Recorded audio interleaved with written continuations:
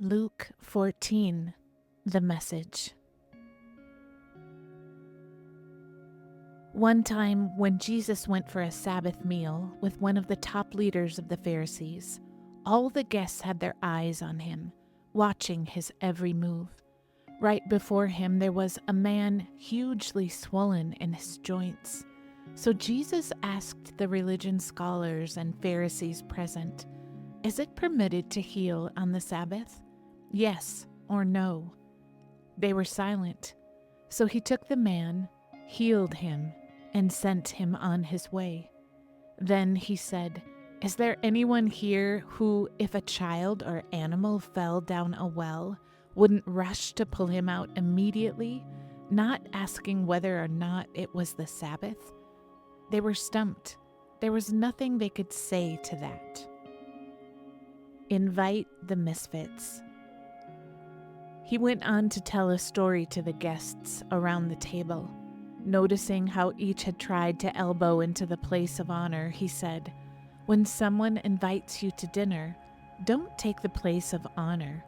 Somebody more important than you might have been invited by the host. Then he'll come and call out in front of everybody, 'You're in the wrong place. The place of honor belongs to this man.' Embarrassed, you'll have to make your way to the very last table, the only place left. When you're invited to dinner, go and sit at the last place. Then when the host comes, he may very well say, 'Friend, come up to the front.' That will give the dinner guests something to talk about. What I'm saying is, if you walk around all high and mighty, you're going to end up flat on your face. But if you're content to be simply yourself, you will become more than yourself." Then he turned to the host. "The next time you put on a dinner, don't just invite your friends and family and rich neighbors, the kind of people who will return the favor. Invite some people who never get invited out, the misfits from the wrong side of the tracks. You'll be and experience a blessing. They won't be able to return the favor, but the favor will be returned.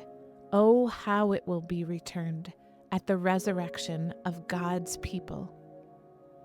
The story of the dinner party. That triggered a response from one of the guests. How fortunate the one who gets to eat dinner in God's kingdom. Jesus followed up, "Yes, for there once was a man who threw a great dinner party and invited many. When it was time for dinner, he sent out his servant to the invited guests, saying, 'Come on in, the food's on the table.' Then they all began to beg off, one after another, making excuses. The first said, 'I bought a piece of property and need to look it over. Send my regrets.' Another said, 'I just bought 5 teams of oxen, and I really need to check them out. Send my regrets.' And yet another said, 'I just got married and need to get home to my wife.' The servant went back and told the master what had happened. He was outraged and told the servant, 'Quickly, get out into the city streets and alleys. Collect all who look like they need a square meal, all the misfits and homeless and down and out you can lay your hands on, and bring them here.' The servant reported back, 'Master, I did what you commanded, and there's still room.' The master said, 'Then go to the country roads. Whoever you find, drag them in. I want my house full.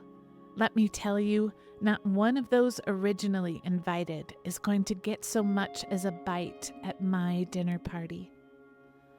Figure the cost. One day, when large groups of people were walking along with him, Jesus turned and told them, 'Anyone who comes to me but refuses to let go of father, mother, spouse, children, brothers, sisters, yes, even one's own self, can't be my disciple. Anyone who won't shoulder his own cross and follow behind me can't be my disciple. Is there anyone here who, planning to build a new house, doesn't first sit down and figure the cost so you'll know if you can complete it? If you only get the foundation laid and then run out of money, you're going to look pretty foolish. Everyone passing by will poke fun at you. He started something he couldn't finish. Or can you imagine a king going into battle against another king without first deciding whether it is possible with his 10,000 troops to face the 20,000 troops of the other? And if he decides he can't, won't he send an emissary and work out a truce? Simply put, if you're not willing to take what is dearest to you, whether plans or people, and kiss it goodbye, you can't be my disciple. Salt is excellent, but if the salt goes flat, it's useless, good for nothing. Are you listening to this? Really listening?